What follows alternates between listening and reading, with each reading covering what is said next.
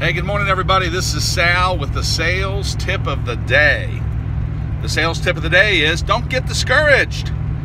Sales boils down to a numbers game. It's a fact. You have to see so many prospects to get so many interested parties, to get so many chances to present, to make so many sales.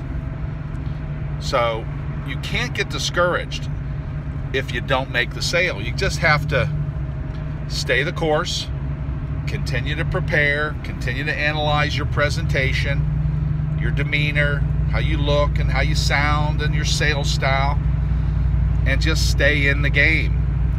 For example, last year, set record numbers every month, all 12 months, great numbers. Did over $1 million in sales for a company that I represent. This year, January and February, way off the numbers. I've had leads, I've visited the customers, I sat down, I presented, and I couldn't close them. The whole environment that between me and the customer was nothing like it was last year. There's no sense of urgency. People didn't have their finances in order.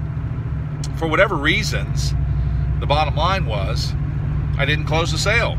I couldn't even get somebody to be remotely interested with what I had to say. And I got to admit, through middle of January, you start having doubts about your ability, questioning whether you're doing the right thing in the house, whether you're doing the right thing for a living.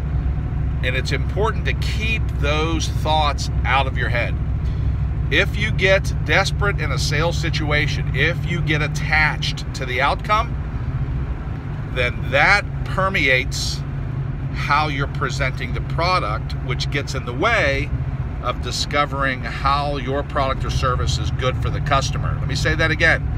If your mind is filled up with thoughts like, I gotta get a sale, I gotta make a deal, I gotta get a deal, I gotta pay a bill, I gotta do this, gotta do that, then those thoughts are picked up, that energy is picked up by the customer, and it will definitely start to affect you more negatively than just the natural environment of kind of a slow sales environment. So don't get discouraged, keep doing what you're doing, and go into every sales situation with a clear mind.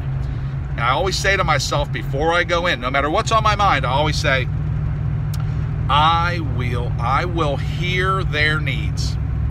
That cleans off my front of my brain from having thoughts of how the sales situation should go because of my selfish interests.